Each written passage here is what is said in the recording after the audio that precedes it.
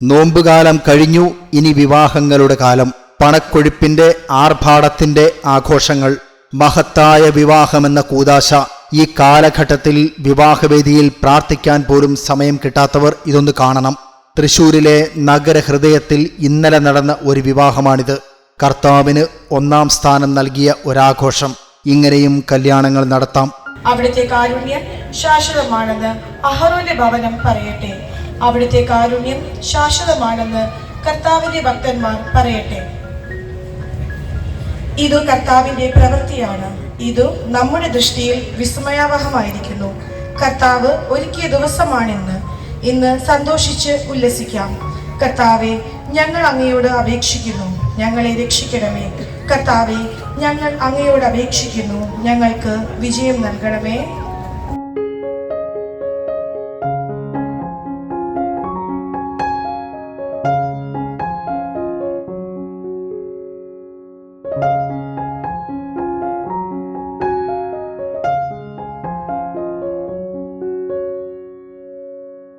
അവിടെ മുതൽ ഇവര് ഈ 2 മക്കള് ശരിക്കും പറയുകയാണെങ്കിൽ ആ സുഹൃത്ത് പറഞ്ഞു കഴിഞ്ഞപ്പോൾ എനിക്ക് പറഞ്ഞില്ലെങ്കിൽ ഒരു വിഷമം തോന്നും.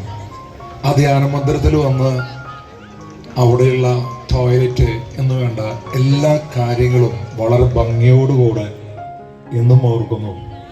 ഈ ഉയർച്ചയ്ക്ക് കാരണം തന്നെയാണ് കേട്ടോ. മാത്രമല്ല, ഇന്നും ഞാൻ നോക്കുമ്പോൾ തൃശ്ശൂർ പല ഭാഗത്തേക്ക് എത്തുമ്പോഴും ബാബുചേട്ടനും ഭാര്യയും ഒരു ദിവസം പോലും വിശുദ്ധ കുർബാന മുടങ്ങില്ല.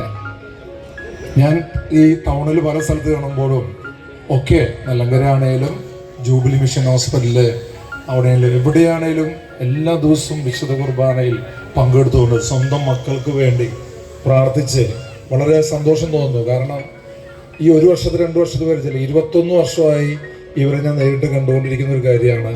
പ്രാർത്ഥിച്ചിട്ടാണ് ഈ കുടുംബം ഇത്രമാത്രം വളർന്നത്. പ്രത്യേകിച്ച് ഞാൻ ഈ ഫംഗ്ഷനിൽ കയറി വരുമ്പോൾ സംസാരിച്ച മകള് ദൈവവചനം പറഞ്ഞ് എല്ലാവരും സ്വീകരിച്ചപ്പോൾ ഒത്തിരി സന്തോഷം തോന്നി.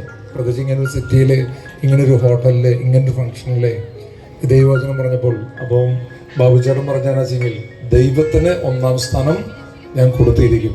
ആ കൊടുത്തതിൻ്റെ റിസൾട്ടാ മോളെ, ഇത് വൻ വിജയം തന്നെയാണത്. ആ സുഹൃത്ത് പറഞ്ഞ പോലെ ഒത്തിരി സന്തോഷം.